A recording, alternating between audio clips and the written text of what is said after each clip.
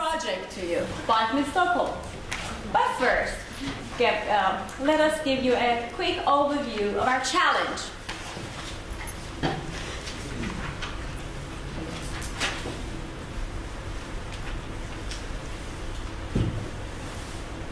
We got this challenge from Stockholms stad because we live in Stockholm. And in Stockholm, the population is growing. Along the same line, the number of different transportation vehicles are increasing as well. We don't have enough space for more cars, so what do we do instead? Stockholms stad wants people to use more bikes than cars. The problem is that a bike stands still for 95% of its time. So when the number of bikes increase in Stockholm, we'll have a problem with stationary bikes. So how do we solve this problem? That was our challenge.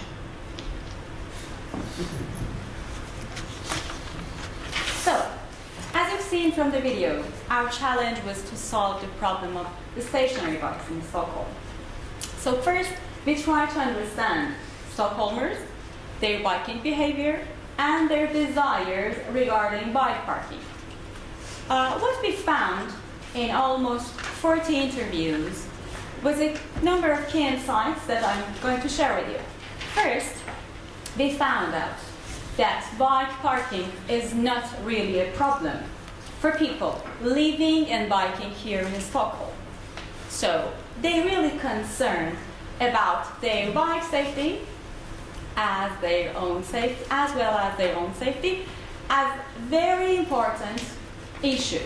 So then we tested our prototypes, our initial prototypes on them, and then we discovered that having the parking closely to destination is the single most important aspect concerning bike parking.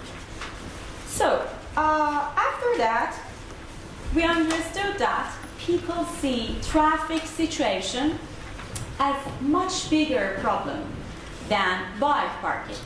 Also, during our process, we talked about and we asked about the city bikes of Stockholm. They thought that, most of our interviewees, they thought that the idea of bike sharing was great.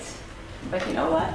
None of them, almost none of them use Stockholm city bikes. Do you know why?